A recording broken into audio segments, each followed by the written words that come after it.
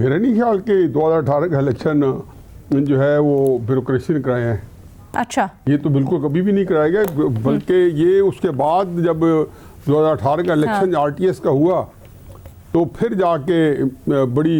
Who and cry हुई और judiciary ने फिर अपने आप को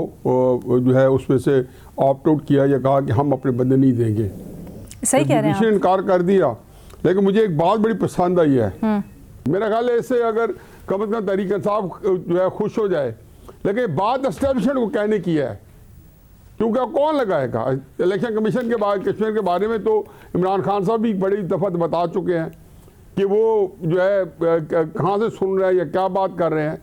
मेरा ये ओपिनियन नहीं है, मैं तो है राजा सिकंदर सुल्तान साहब के बारे में बहुत अच्छी राय रखता हूँ, लेकिन चूंकि मुझे पता है कि हमारे जो कई इदारों का दूसरे इदारों में अमल दखल एक उसी तारीख है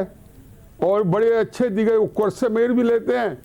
और एक उनका राइट भी है कि उसमें या उसका अपने इस्तकाक समझते हैं उनको अपने मुताबिक चलाना या उनसे अपने मुताबिक फैसले लेना या देना उनसे। तो क्राइसिस ये है कि जो इस वक्त सूरत हाल है, तहरीक साहब ने जो दरख्वास्त दी है इसके अंदर मेरी अभी जो वकील हैं अबू ज़र सलमान नियाजी साहब, उनसे मेरी अभी बात हुई है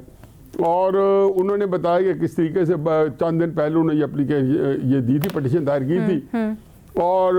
जस्टिस नजवी साहब जो हैं उन्होंने जाके उस पटिशन के ऊपर स्पीड ऑफ लाइट से फैसला दिया। इससे तो ये लगता है जो उन बकौल उनके कि वो इलेक्शन लेट नहीं होने देंगे और उन्होंने लार्जर बेंच के लिए बता दिया, उसको सस्पेंड कर दिया और लार्जर बेंच की एप्लीकेशन दे दिया कि आप लार्जर बेंच के लिए अप्लाई करें। ज़ाहिर है आज या कल बन जाएगा, अगले हफ्ते लग जाएगा, 2-3 दिन में फैसला आ जाएगा। तो फिर कोर्ट क्या फैसला करेगा कि अगर वो नहीं लगते तो फिर कौन लगेगा? या तो अदालत अपने बंदे दे, अगर सुप्रीम कोर्ट के लेवल फैसला हुआ है तो सुप्रीम कोर्ट को केस किया है कि अपने बंदे दे, क्योंकि जुडिशरी वाहिद है कि जो कुछ भी हो उसके ऊपर एतमाद किया जा सकता है।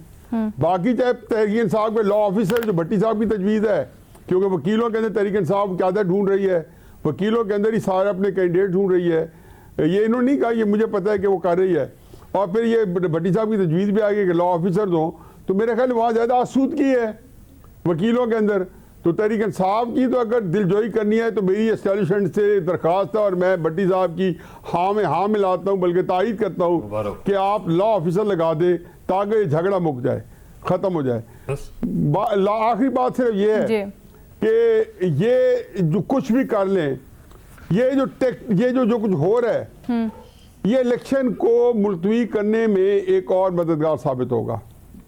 बाकी दूर की कौड़ी है ना, इसमें कोई नवाज सर। अच्छा, आप कह रहे हैं ना क्योंकि आपकी दरखास्त गुजार से बात हुई है, तो क्या उनको ये अंदाजा है या आपने उनसे पूछा कि क्या वो उनको एक खदशा था कि वो एक आलाकार के तौर पे इस्तेमाल हो सकती है उनकी दरखास्त इलेक्शन ताखीर में?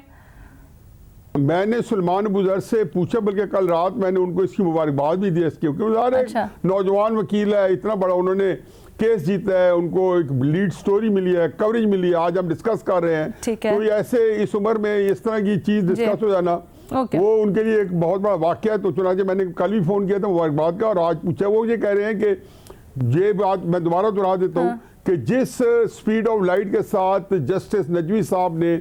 इस केस को डिस्पोज किया है और फ़ौरन का जी लार्जर बेंच बनाया, क्योंकि कॉन्स्टिट्यूशन पटिशन है,